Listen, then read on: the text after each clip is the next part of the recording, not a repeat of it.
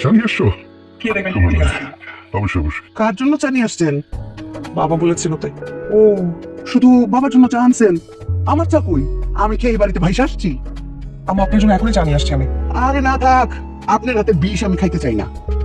আচ্ছা শুনুন, আপনি কফি বানাতে পারেন তো? জি। আমার সোনার টুকরা রাজপুত্র ছেলে আসছে, আমার বড় ছেলে। তার জন্য সুন্দর করে এক মুখ কফি বানায়া তাকে দিয়ে আসেন। কতটা পছন্দ হইলো না? অর্ডার করে ফেলাইলাম। যান। যাও। ওমা, দাঁড়ায় গেছে কেন? এ কি? ওরে বাবা, আমার সাথে জিভ দেখায়, মানে আমার অর্ডার সাথে সাথে পালন করবেন না। আরে বাবা, একটু মিষ্টি করে কথা তো বলতে পারো। না পারি না। দেখি আপনার জন্য কি বানাইছে, কি মধুর চা। দেখি। এটা চা না আর কিছু। আচ্ছা ঠিক আছে, মাঝে মাঝে বিষও খাই হজম করতে হয়। খাই ফেলাই আমি। আঙুর ফল খাইতে না পারলে টকি লাগে। চা কইলাম ভালোই বানায়।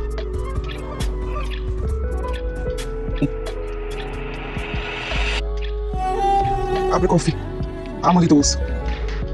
তুমি তাহলে তোমার প্ল্যান মতো কাজটা করে ফেলবা। কিসের প্ল্যান? তুমি বলেছো না আমাকে যে আমি যদি কখনো তোমার সঙ্গে চিট করি তাহলে বাই এনি চান্স তুমি যদি কোনোদিন ফিল করো যে তুমি আমার সাথে চিট করবা আর আমি ওই সুখে মারা যাওয়া তো অনেক দূরের কথা, আমি তোমার সাথে রিভেঞ্জ নিতাম। আমি দেখতাম যে তুমি কিভাবে সুখে শান্তিতে সংসার করো, আমি এটা শেষ পরিণতিটা দেখতাম এবং তোমার লাইফটা আমি একদম তেজপাতা বানায় তারপর ছাড়তাম। এত সহজ আমি সবকিছু মেনে নিতাম না। আপনি তাহলে স্বীকার করলেন আপনি আমার সাথে চিট করছেন?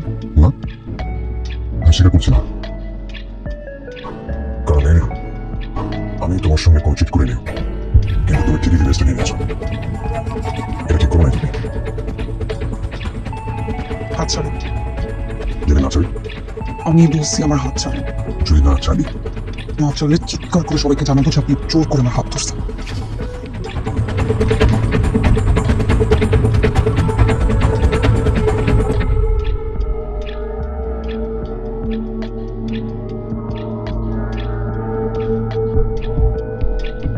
আপনার ভাইয়ের সাথে আমার 3.5 বছরের রিলেশনশিপ। Jesus.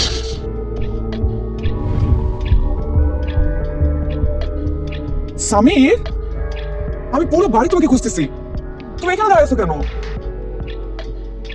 কি হয়েছে সামির, বলো। মন খারাপ? তুমি শুধু তোমার ভাইয়ের হাত ধরাটাই দেখলা, এরপর কি হয়েছে, কি বলেছে, কি করেছে কিচ্ছু দেখলা না, ওখানে চলে আসলা। সামির, ভালোবাসার প্রথম কন্ডিশন হচ্ছে বিশ্বাস। আমাকে তোমার বিশ্বাস করতে হবে সামির। পৃথিবীর আর যে কেউ যা ইচ্ছা ভাবুক না কেন, কিন্তু তোমার তো আমাকে বিশ্বাস করতে হবে, তাই না? হ্যাঁ, হতে পারে যে আমার আর তোমার পরিচয়টা অস্বাভাবিক ভাবে হয়েছে, এভাবে আমাদের বিয়ে হওয়াটা হয়তো বা হচ্ছিল না, কিন্তু আমি নিজেও জানি না, আমি প্রশ্ন উত্তর আমি নিজেও দিতে পারবো না যে আমি কেন তোমাকে বিয়ে করেছি। আমার নিজের কাছে সেই উত্তরটাও নেই। আপনি তুমি কারোর কাছে জিজ্ঞেস করে পাবো না এমন হয় এটার উত্তর। আমি তোমার পরে কিছুই জানতাম না, তারপর আমি বিয়ে করছি। একটা কথা কি জানো, জন্ম মৃত্যু বিয়ে এগুলো ভাগ্যে থাকে। আমরা যতই চেষ্টা করি না কেন, যত কিছুই করি না কেন, আমাদের ভাগ্যে যেটা আছে না সেটাই হবে। তুমি আমার ভাগ্যে ছিলা আমি, নাহলে এভাবে কেন আমার সাথে তোমার পরিচয় হবে? আমি তো তোমার সময় কিছুই জানতাম না, হুট করে তুমি আসলে আর আমি তোমাকে বিয়ে করে ফেললাম। হ্যাঁ, এটা সত্যি যে ওই সময় আমার আর করার মতো কিছু ছিল না, দেয়ালে পিঠ ঠিক গেছিল।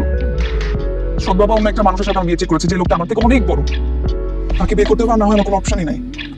অথচ তোমার ভাইকে ছাড়া আমি কিছু বুঝতাম না, সে ভাই আমাকে ঠকিয়েছে, খুব বাজেভাবে ঠকিয়েছে। আমি শুধু তোমাকে দেখেছি, তুমি আমার কাছে হাত বাড়িয়ে দিয়েছো। দেখো আমি তোকে ঠকাই নাই, আমি তোকে জীবনে ঠকাতে পারবো না সামির। আমার ভাগ্যে তুমিই ছিলা, তুমি আসছো। যত কিছু হয়ে যাক, আমি তোকে ছাড়া কোথাও যাবো না সামির, আমাকে তোমার বিশ্বাস করতে হবে।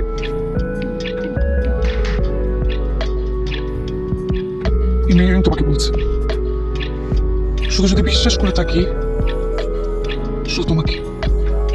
এই হাতটা যখন ধরেছি ছাড়ার জন্য ধরিনি, সারা জীবন ধরে রাখার জন্য ধরেছি। ছেড়ে যাবো না তোমাকে, শুধু আমাকে একটু বিশ্বাস করো, আমার পাশে থেকো।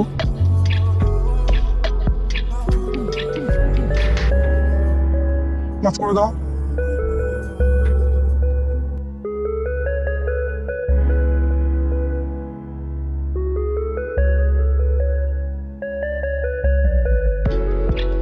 আব্বা, আচ্ছা, স্বামী যে বিয়ে করে নিয়ে আসলো, তার বউ সম্পর্কে খবর নিছো?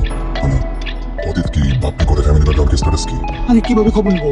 কোথেকে হুট করে রাস্তা থেকে ধরে নিয়ে আসছে বলে যে আমার বিবাহিত স্ত্রী। হ্যাঁ, আমরা কিভাবে জানবো? আজ পর্যন্ত তার বাপ মা কেউ তো আসেই নেই খোঁজ খবর করতে। তো খোঁজ খবর তো করা উচিত না, হ্যাঁ?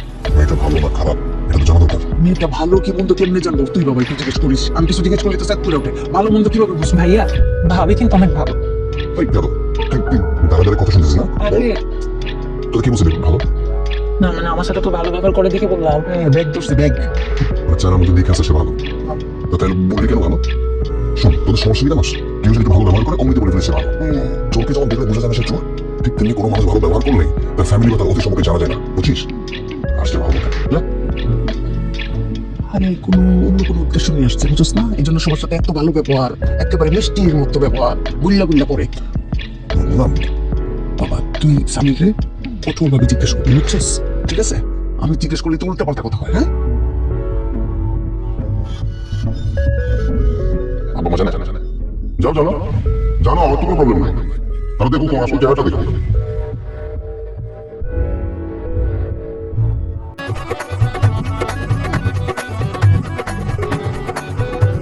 সমীর সমীর ফোন রাখো। কি এগুলা? তোর মতো একটা ছেলে থাকতে বাবা কেন বাজার করবো? ওঠো বাজার যাবা। চলো চলো এখন থেকে তুমি সব বাজার করবা। ওঠো। আরে বিয়ে করে তো ভালো বিপদে পড়লাম। বিপদে দেখছো কি? এখন থেকে সব বাজার তুমি করবা, সব কাজ শুরু করো। ওঠো উঠি না উঠি। তাড়াতাড়ি ওঠো, বাবা বাজারে চলে যাবে তো। সমীর বাজারে যান, সব কিছু লিস্টে লিখে দিছি। দেন আমার কাছে দেন, আমি যাই বাজারে। তুই কি লাগবে দেখি। বাহ বাবা, আমি তোমার দেখেছো আমাদের ছেলে খুব সংসার হয়ে যাচ্ছে। হ্যাঁ, খুব সংসারী হয়ে গেছে, খুব দায়িত্ববান। কই আগে তো কোনোদিন এক খালি বিমানতে কইলেও যাইতেন না। হ্যাঁ, এখন কেন বাজারে দায়িত্ব? বুঝতে পারছি বুঝতে পারছি। বাজারের পয়সা থেকে কাটিং মারিং কইরা ওই উনাকে দেওয়া, তাই না? এই বুদ্ধি বউ শিখাই দিছে না তোরে? হ্যাঁ, চল কোথাকা মনে করছে আমি বুঝি না কিছু না। হ্যাঁ, চোর ধরা পড়লে তেজ উঠে, চোর ধরা পড়ে গেছে। হ্যাঁ, আপনি যান বাজারে যান। খুব ভালো লাগছে কথাগুলো শুনতে। এই কারণে আমি ফ্যামিলি কোনো বিষয় না করি না। এই সংসারে যদি আমি ভালো কিছু করি তবু আমার কাছে খারাপ হবে। ভালো কিছু করে দেখেন, কোনোদিন তো দেখলাম না ভালো কিছু করতে। হ্যাঁ, সেদিন আমার খুব ভালো লাগবো, আনন্দ লাগবো। চলে আবার বড় গলা।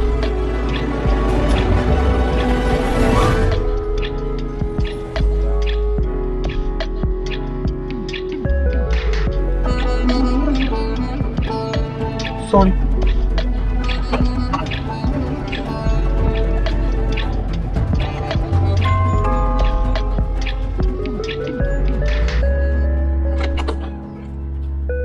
আসসালামু আলাইকুম। ওয়ালাইকুম সালাম। Marine right? আমি সায়রা, ফাহাদের ওয়াইফ। তুমি ফাহাদের এক্স, তাই না?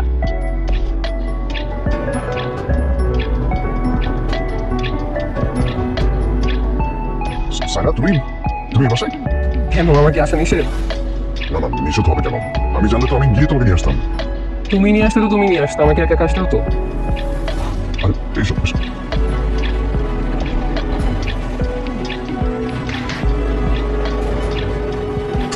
কি আসছে রে ফাতিমা? আম্মা, সায়রা তোমাদের বৌমা। আসসালামু আলাইকুম। ওয়ালাইকুম আসসালাম। ওয়া তুমি না তোমার দেখার জন্য আমি বুঝাইতে পারতেছি না। মাশাআল্লাহ, রাজকুমারী আমার ঘরে আসছে। কি সুন্দর একটা মানুষ, চোখ দুটো কি সুন্দর, চোখের মধ্যে কত মায়া, তীক্ষ্ণ নাক, বংশীয় ঘরের মেয়ে যে দেখলেই বোঝা যায়। হাসিটা কত নিষ্পাপ। হ্যাঁ, আমার সোনার টুকরা ছেলে একটা রাজকুমারী বিয়ে করছে। তোমার আসো তো একটু জড়াধরি মা। আরে আমি যে কতটা খুশি হয়েছি আমি তোমার বইলে বুঝাতে পারবো না। তোমার কোথায় বসাবো? আমার ঘরে বসাবো? আই আকবর, একটা মিনিট। বই ব্যাগ গুলো দাও। মা, এগুলো আপনার জন্য ছোট্ট গিফট। আরে আমার জন্য তো তুমি সবচেয়ে বড় উপহার মা। তুমি আমার ঘরে আসছো, আমি বোঝাইতে পারবো না। এইগুলো কিছু না নিয়েও পারতাম মা। আপনি খুলে দেখেন, আশা করি আপনার ভালো লাগবে। অবশ্যই ভালো লাগবে, তুমি আনছো না। আমি ঠিক বুঝাইতে পারতেছি না আমি যে কতটা খুশি হচ্ছি। ফাতিমা, ফাতিমা, এই যে আমার ঘরে তো রাজকুমারী চলে আসছে। আরে আমার সোনার টুকরা ছেলের বউ, দেখছস? আমার ফুপু। আমার ননদ। ও, ওই যে ডিভোর্সি ফুপুটা, রাইট? যে বাসায় থাকে। হ্যালো, আসসালামু আলাইকুম। ফাতিমা, বউটা দেখছস কি সুন্দর চোখ, কত মায়াবী চোখ, পুরো বংশীয় খেয়াল না, দেখলেই বোঝা যায়। আর তোমার মেয়ে তোর মেয়েটা, আমি চানাস্তার ব্যবস্থা করি। আর আমি কি খাবার দেবো? সবুজ খাবার। হ্যাঁ স্যার। আচ্ছা আপা তাহলে নিচে চলে যায় এই লাগেজটা আমি গিফট কিনে আছে বেশ যাও মা লেবু শরবত খাবা? হ্যাঁ স্যার। ফাতিমা মন খারাপ করে ফেলেছিস আরে বড় লোকের মেয়ে তো, এরা তো আমাদের মতো সাধারণ মানুষের সাথে মিশে নাই, এই জন্য বুঝতে পারে না যে তারে কি বলতে হবে। আরে একটা গন্ডির মধ্যে মানুষ হচ্ছে ফার্মের মুরগির মতো বাচ্চার মতো, এই জন্য তো বুঝে না। আমি রান্নাটা দেখি চোখে পানি আনছিস, মন খারাপ করছিস। কষ্ট পাইছি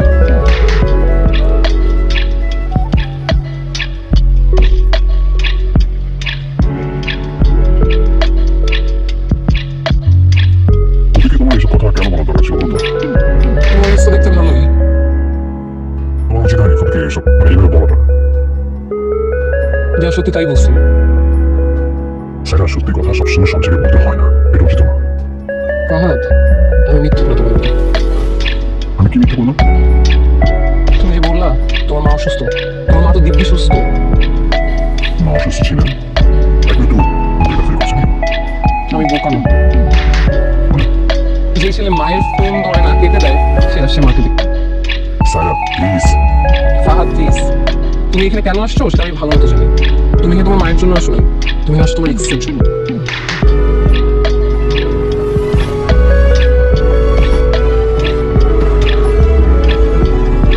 তুমি এখানে কেন আসছো সেটা আমি ভালো মতো জানি। তুমি কি তোমার মায়ের জন্য আসো না, তুমি আসছো তোমার এক্সের জন্য।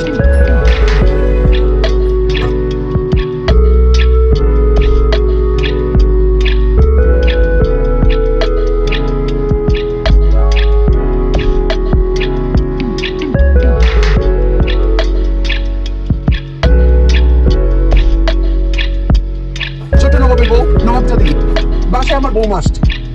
আপনার হাতে যে রান্নার জাদুটা আছে না, ওই জাদুটা একটু দেখান। যে জাদু রান্না খেয়ে আমার বাসার সবার অতীতের স্মৃতি মনে পড়ে গেছে, কারো দাদির হাতের রান্নার কথা মনে পড়ে গেছে। সেই জাদু দিয়া আমার নতুন বৌমার পুরনো স্মৃতি মনে করায় দেন, পারবেন না? জি আম্মা। কথা কথায় জিয়াম্মা জিয়াম্মা করেন কেন? জানেন না অতি ভক্তি চোরের লক্ষণ? জি। আর শোনেন, আমার বৌমা কিন্তু বংশীয় ঘরের মেয়ে, বাংলায় বলে কোটিপতির মেয়ে। তারা ঝাল বেশি খায় না, মশলা বেশি খায় না। ঝাল বেশি দিবেন না, মশলা বেশি দিবেন না, মনে থাকবে? জি।